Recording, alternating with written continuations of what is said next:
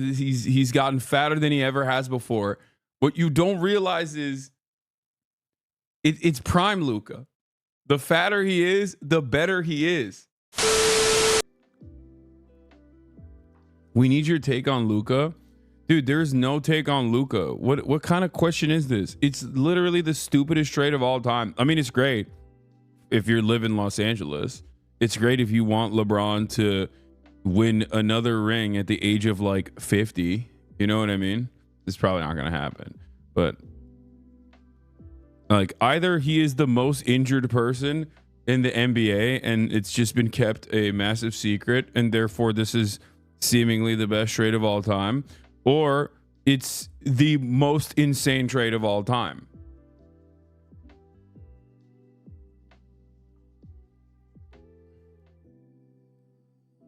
I don't understand.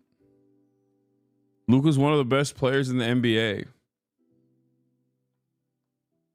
They're saying Luka was too fat. Yo, white boy gets a little fat. All of a sudden you drop him like a bad habit. What the hell are we doing here? What are we doing? What do you mean? He was too fat. What do you mean it was too fat? It doesn't matter. He's a baby still. He's young, incredibly talented, has an insane point making ability. What?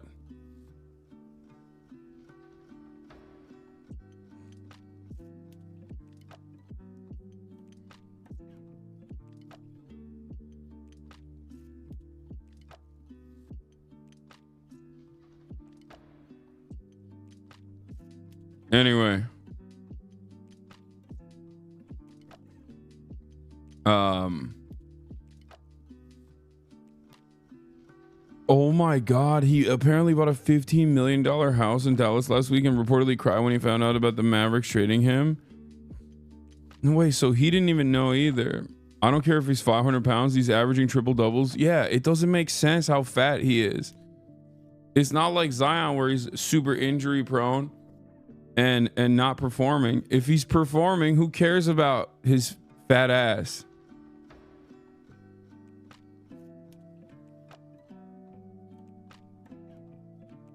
You got sentled?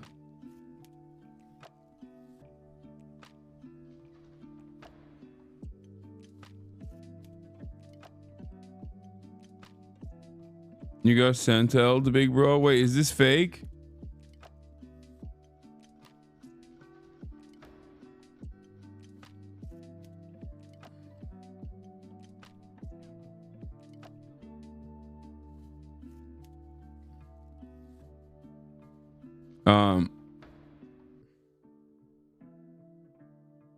Did you see Alicia Keys talk about the children, not the genocidal ones in Gaza at the Grammys? I just found out she's pro-Israel today.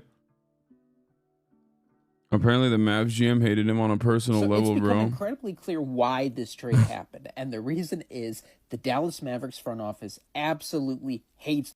Bro, in my head canon, you want to know what I think? In my head canon, Luka is super pro-Palestine. Okay? Super pro-Palestine. And he basically said, like, listen, you know, I want to travel to the Gaza Strip. I want to actually put my life down and become a martyr for the Palestinian population. Okay? I think it's unconscionable what Israel's doing to the Palestinians. And then Miriam Adelson heard all of this while he was talking to Kyrie. Okay? Because Kyrie obviously is also openly pro-Palestine, right? And turns out Luka is even more pro-Palestine than Kyrie. He was like, this is it. Like, it's messed up. Miriam Adelson hears about it and says, send his ass to Los Angeles. Okay? Exile him right now to Los Angeles. I don't care who you get in the trade.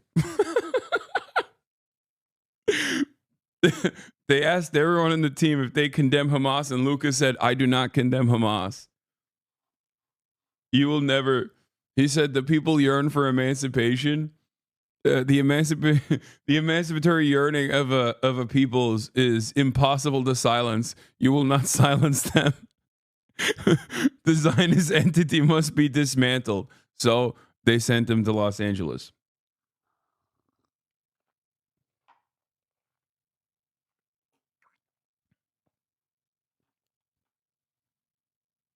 Actually, Luka has been donating to Islamic Jihad for years. It's true. That literally makes more sense than the GM's actual explanation. I know, because I tried to understand what was going on, and it's impossible to decipher because it's kind of like, you know what it is? It reminds me of Trump's tariffs. Okay, not to make everything political, but it reminds me of Donald Trump's tariffs because it makes no sense. It's not like Donald Trump will oftentimes do things that at least have like a messed up logic behind it. I might not agree with it. I might say, I disagree with this decision. I think this is going to yield negative results. But at least there's some semblance of logic behind this decision making process. Not here, though. I don't understand why the fuck he's doing these tariffs because it just seemingly only harms him. It's like it only harms himself. Okay. Global trade benefits us. We are the country that designed global trade. Okay, in a way that benefits us and our capital owners, obviously, not the regular American working class. But like, it makes no sense when you do tariff wars with 55% of your trading partners, right? It doesn't make any sense. And this trade reminds me of that, where it's like, why would you do this? Why would you do this? It doesn't make sense. Like you just cut out unlimited potential from a relatively younger player because he got fat. It doesn't make any sense. And the decision-making process is so silly. I've listened to the GM talk side by side with Jason Kidd, and his face says a lot more than what the GM is saying. Okay. Nico Harrison is talking, and he's like, oh, yeah, we made this decision because we're looking for team chemistry. And Jason Kidd's sitting there like, he's sitting there literally contemplating on the most creative way of killing himself. I've never seen a person literally look around for household items in front of him. Like, which one of these could impale me faster? Like, how could I make the most impact if I just seppuku'd myself right here in the press room? Okay. GM of the Mavericks is fat phobic. You're a casual little bro. That's true. That's true. I am a casual. Okay. I'm a passive consumer, not even a consumer of the NBA at all. Okay. I care more about the drama of the NBA. This is part of the reason why this is a funny story, because it's like such an insane trade. How is this emblematic of America's decline? Okay. Let me think. Not to make everything about true. Hasan got some casual takes.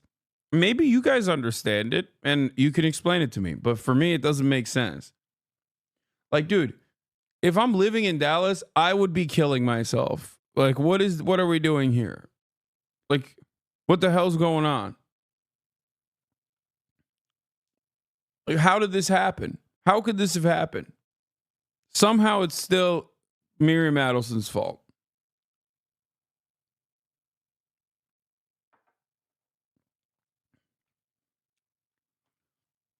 They brought a coffin to the stadium.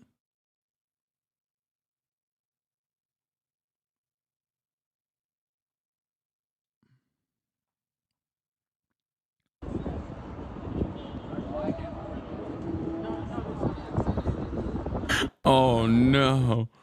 I mean, this is what I mean. I'm from Dallas. I hate this team now. What do you mean? You're from Dallas. You have to love it regardless.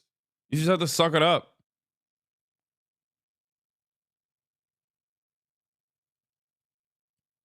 Biden couldn't destroy the Mavs in 4 years. It took Trump 12 days.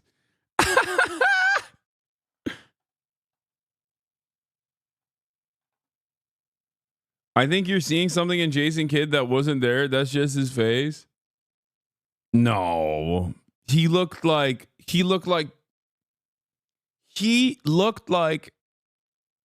Azrael, the angel of death, was in the room, and he had also made peace. Okay? He had made peace with the angel of death. He literally was just like, yeah, okay. Jokic better and fatter. See, that's the other thing. That's the other thing that you're discounting.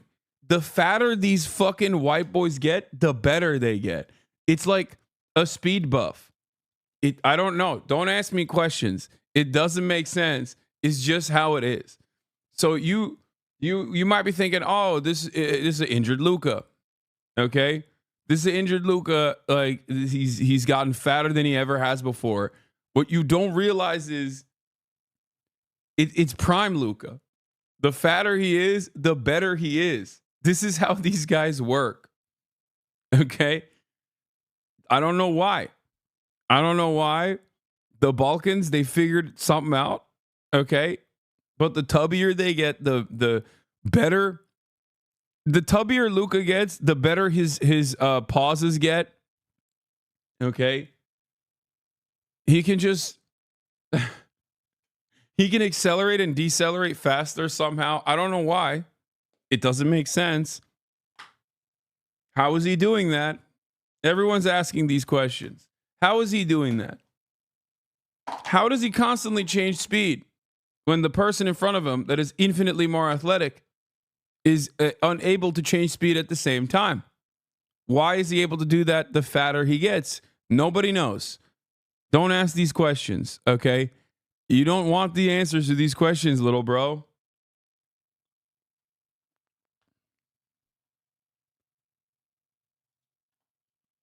The news. Luka was ours. Oh my God. 28.6 points per game, third best all time. 80 triple doubles. 5 all NBA first teams in the first 6 seasons. Luka was ours. Dude, damn, y'all mad? Are you fucking insane? Look at him. He's only 25, Chad. It makes no sense.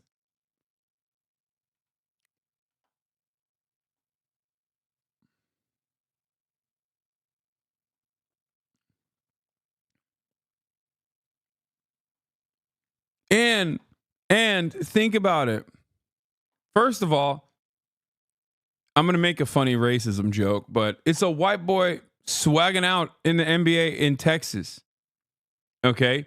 That's really important. On a team that demonstrates white boy swag and white boy excellence to begin with historically.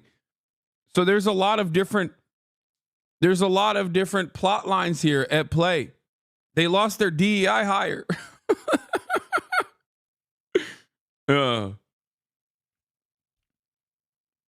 It makes no sense. I mean, it's funny. I mean, great. It's great for LA. Le GM really gets what he wants. Yeah, LeBron is no longer just the general manager of the Lakers. He is now the general manager of the NBA. LeBron was like, "I want Luka. Give me Luka. Make sure he's the fattest he's ever been."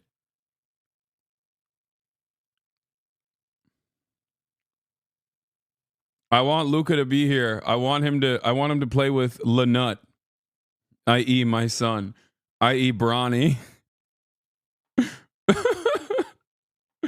This fat bullshit is such obvious shit talking from the mans of the media to take some of the heat off, but who would even buy this? I don't think anybody would buy this. LeBron didn't know about this trade. LeBron knows about every trade before it even happens. LeBron knows about trades that haven't happened yet. Luka Dončić. I thought this could be ownership. I thought this could be ownership interference, but all the info we've gotten since it's happened indicates that this is one man, Nico Harrison, the GM. He's just out of his mind. He is a basketball terrorist, and he has taken this plane down. This video was funny when it first came out. Now we know that this was genuine hatred, and this isn't Nico Harrison. This is Michael Finley, but it's like, you fat slob. Put down the beer, you animal. Nico Harrison first met with Rob Pelinka on January 7th to potentially talk about this move. And over the next month, he was groomed. They took his own hatred for Luka. His hatred of Luka was so deep that Rob Pelinka was able to talk him out of more first-round picks and Dalton Connect and more stuff by being like, you really are right. He's a fat, disgusting slob animal guy. He's trash. I mean, I'm I'll do you this favor. I like you. I guess I'll take him. But God, man, this Luka guy, fat. I mean, I learned about the classic background. I didn't know anything about the GM specifically, but like, they keep talking about his like Steph Curry fumble when he was at Nike. He didn't sign Steph Curry. He like fucked it up. I think he had like KD's name on the presentation. He was very rude to Steph Curry. It led Steph Curry to go and sign with Under Armour instead. So if you're confused by that, he's like, you know, he's had some issues, right? I just don't understand why I just don't understand how he is still. Oh, you want to know? Yeah, he was not pronouncing Steph Curry's name correctly. You want to know? You want to know how unexpected this trade was? This trade was so fucking unexpected and so insane that there wasn't an RDC skit immediately happening. That is how unexpected and insane this trade was. Kind of like the Trump tariffs, even though he signaled it. Even though he signaled it ahead of time. All right, I'm going to blast off on that note, and we're going to get into some fucking news because holy shit, I've missed talking about politics in the past 24 hours. And it's happening.